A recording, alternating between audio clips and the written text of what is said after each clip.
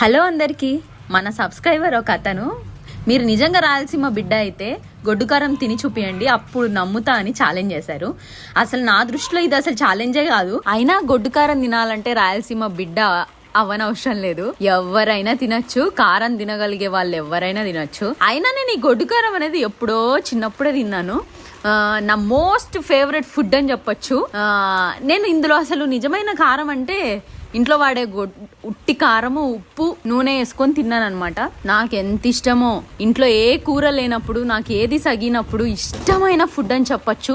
మామూలుగా ఒక్క ప్లేట్ అన్నం తినే నేను ఇట్లా గొడ్డు కారం అయితే 2 ప్లేట్లు లాగిచ్చేస్తాను. అంత ఇష్టం అనమాట నాకు. అయినా ఇది అందరూ తినే ఉంటారు. తినకపోతే మాత్రం పక్కా ట్రై చేయండి. ట్రై చేసి ఎట్లుంది అనేది కామెంట్ చేయడం అసలు మర్చిపోవద్దు. ఈ టేస్ట్ తెలిసిన వాళ్ళకి మాత్రం నోరు ఊరుతా ఉండుంటది. ఇంకా లేట్ ఎందుకు, వీడియోకి ఒక లైక్ వేసుకొని వెళ్ళి తినేయండి.